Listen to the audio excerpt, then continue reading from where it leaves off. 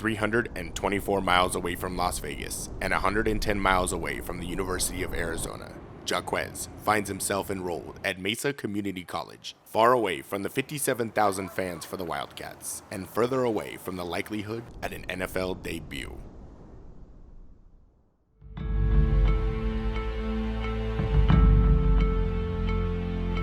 Jocquez spent 2 semesters at the University of Arizona, but home was calling his name, and the commute was too great to continue doing. So he developed a plan to bring him back to Las Vegas. By attending Mesa Community College, he could obtain an associate's degree within 3 semesters and then enroll at UNLV. He continued to harness his football abilities while in Mesa and continued his pursuit of his NFL dream. With a plan constructed, it was time for Jocquez to put it into action. With high school, Arizona, and Mesa now a blurry past, Jocquez completed the first leg of his journey and walked on to UNLV. With an already established running back trio, UNLV instructed Jocquez that a position switch would benefit the team, with a familiar face from the University of Arizona as a defensive back coach. Becoming a lockdown corner was virtually home to Jocquez. Kalili of UNLV was fighting and may have jostled that out. Jocquez was just recently moved to corner as a junior in college, so he's really learning the position still, and so he's on the way up. He hasn't reached his pinnacle yet, and so I think that him playing corner is just going to be phenomenal because he's going to keep working at his craft and keep getting better, and he's just going to learn how to play the position, A lot of guys that are in the NFL playing corner have been doing it for 10, 12 years, and he's only in his 3rd year of playing corner, so the sky's the limit for him, in my opinion. Mm-hmm. And he has a really high football IQ. So, like I said, he's a student of the game, and he'll be okay. To me, the irony of it, though, is he's reckless. When he ran the ball, he was very aggressive and physical. And watching him in college, he was laying dudes out, murdering kids. And so, it's exciting to see that, and it makes sense because I'm he was a very, physical runner, very explosive.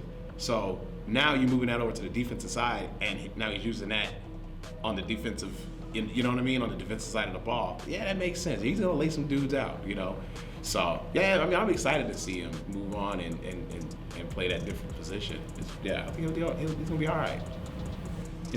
He always had the skill set to be a DB, and so when I was watching him, and it was one of the first times he got in. It might have even been the first game that he started at UNLV, or maybe later on. But I flipped to it late, got caught up with stuff, and they're showing this replay. And this kid, you see a DB breaking on the ball, and this kid's out of bounds, and he just gets blown up. And I'm like, Jesus, what the hell happened there? And I'm looking at Jocquez laying down a big shot on a kid out of bounds, and I'm like, so then they're reviewing it about whether he's going to get the game misconduct, and sure enough, they come back and they give him the heave-ho, and I'm like, I guess I can shut this game off. Joc's already out, so I go move on. But after playing 7 games for the Rebels and leading the team in forced fumbles, Jocquez suffered a season-ending injury. After recovery, Jocquez was awarded a full scholarship as he headed into his senior year. After showcasing an impressive senior season and only allowing 3 touchdowns on the year, although Jocquez declared for the NFL draft, he did not receive an invite to the NFL Combine. Jocquez put on a stellar performance at his pro day, running a 4.3 in the 40-yard dash, which would have ranked him second amongst the cornerbacks of the 2019 Combine, and jumping an arguable 39-inch vertical. Well, I felt like I would have excelled if I went to the Combine because I'm confident in myself and my abilities, and even my pro day was low expectations, but it's better to have low expectations but perform way beyond what people think you would than to have these high expectations and perform very low.